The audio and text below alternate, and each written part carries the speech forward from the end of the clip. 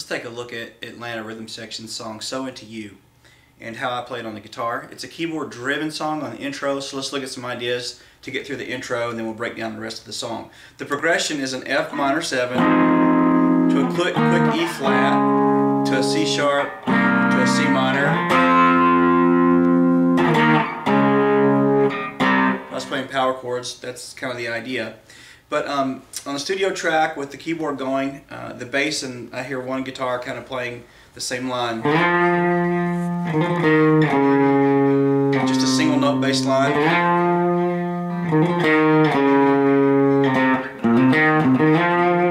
That's just an F note here on the 8th fret of A, down to an E flat note on the 6th fret of A, back to F, back to E flat, C sharp, C, and again.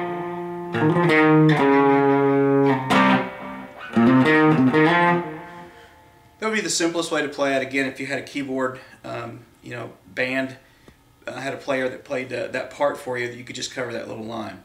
Now, let's look at it if we wanted to play it more guitar-driven. I would grab this F minor 7 chord, which we're going to be using throughout the song. I'm borrowing A through E on the 8th fret, and I'm going to put in my B string on the 9th fret. And I'm going to drop my ring finger down here on the D string to the 10th fret of D string.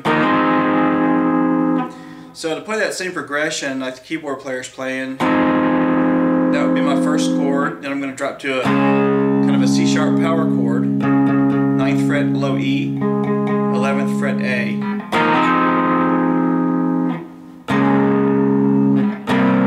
Then I'm going to go to a C minor 7, borrowing all strings on the 8th fret, 10th fret of the A string.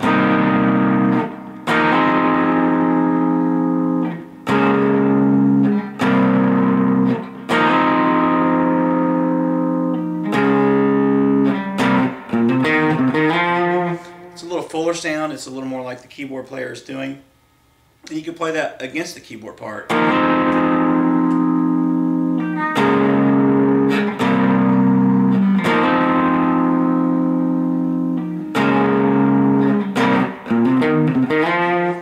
Fuller sound. One other option is to sort of get that move on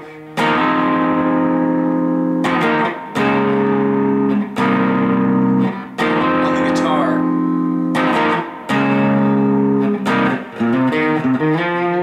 Especially if it was a guitar-driven band, you could get away with really without the keyboard part.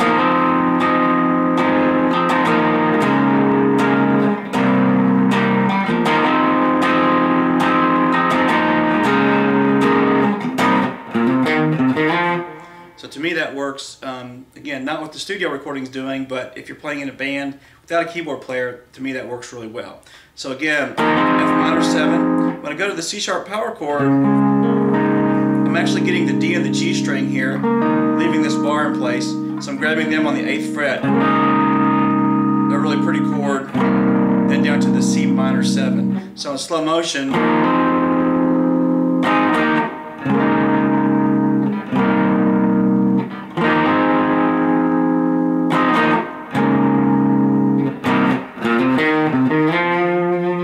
so those are the ways, just a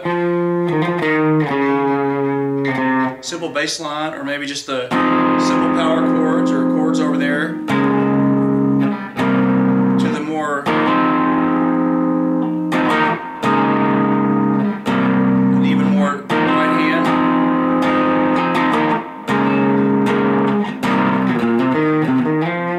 Just some options. This is kind of signature lick. I'm going to play on the 6th fret to the 8th fret of the E string, and then I'm coming up to the 6th fret of the A string, back to the 8th fret of E, and then sliding from 6 to 8 on A.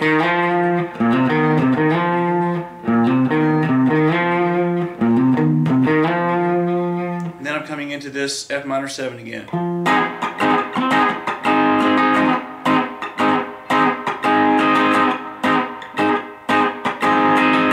Sort of the signature chord, if there is such a thing, of the song. 8th fret bar, again, 9th fret B, and 10th fret D string. And this is the rhythm as I hear it.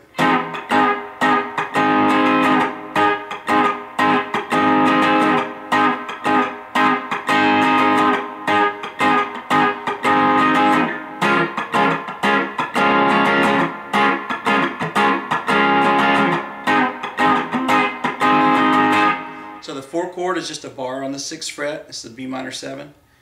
8th fret of the A string, emphasizing the top 4 or 5 strings. Same rhythm. So again, those 2 chords.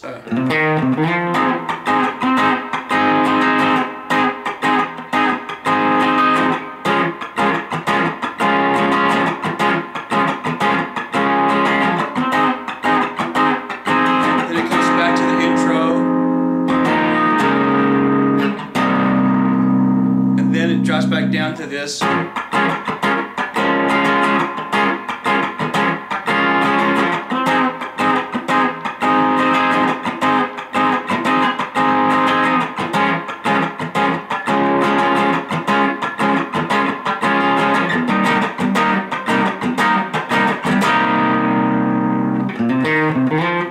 So from the B minor 7 just up to a C minor 7, which we've already played in the intro.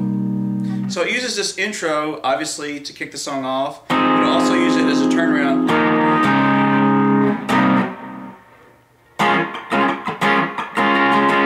So you get some mileage out of that. Okay, a couple of things else that we need to know to play the song. There's a keyboard lick that's which you could cover on guitar. I'm just barring on the D string and the G string, the 10th fret, then dropping down to 8. Do it with a pick. I'm going to use the pick and finger. And then in the 4 position, I'm going to take it all the way up here to the 15th fret, again of the D and G, and drop down to the 13th.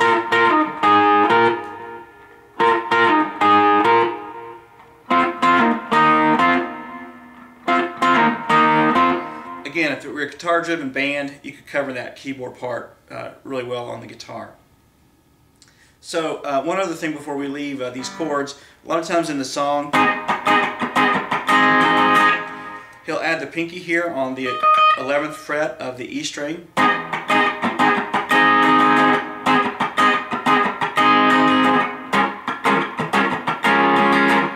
And you can hear when that's happening. But that's what's going on there. Okay, let's look at sort of the signature lick, which is going to be here on the 5th and 4th fret. Actually, it needs to be here on the 6th and 5th fret.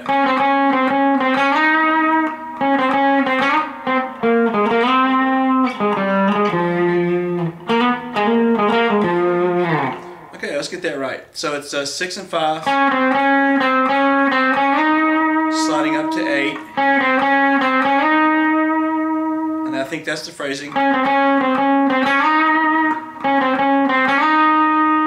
to 5 of G, and then here I'm on 8 of D.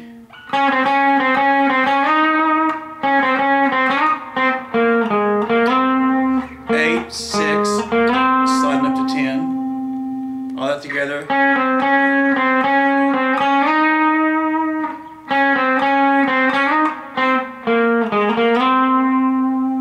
Here, I'm going 5, 6.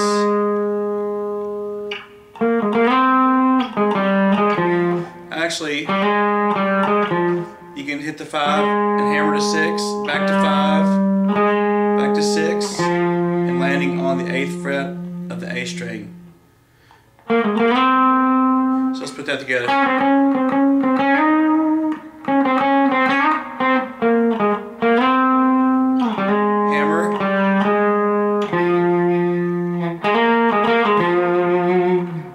You don't have to hammer that if you don't want to.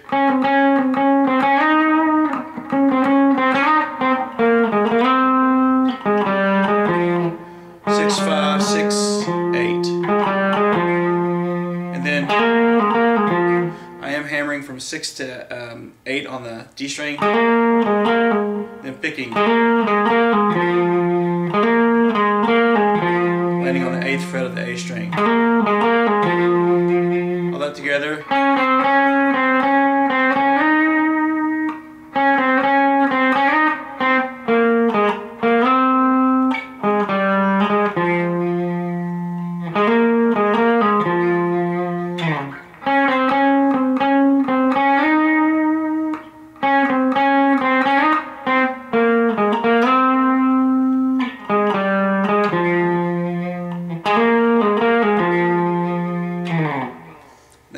signature lick, probably with a lot more drive on it, and even a humbucker guitar would be great. Just a sort of a player's note on this song, it is an F sharp minor, but if you think of the relative minor when it comes to playing your lead part or your solo, even this signature lick is more out of a G sharp major idea in my mind than an F minor 7 position. So if we think of relative minors, a relative minor is sort of the major equivalent on the 6th tone of the scale. So if we were playing in G sharp and we counted up 1, 2, 3, 4, 5, 6, that puts us in the relative minor. So the relative minor of F, the relative minor rather of G sharp, is F minor. Which means basically, the way I say it is they're sort of like cousins. They share a lot of notes in common. F sharp minor, G sharp. A lot of similarities. And the solo is coming more out of a G sharp major idea in my hearing and in my way of thinking of soloing than it is playing out of an F sharp minor type of an idea. So this lick is a good example. It kind of feels like it's coming right out of a G sharp chord, which again, G sharp major and F sharp minor is the relative minor, and that works. So if you were playing a solo, all I have to say, I would be thinking more of playing out of G sharp major scales maybe than I would F sharp or F minor scales. And a lot of the licks that you hear him hit is again right out of a G sharp.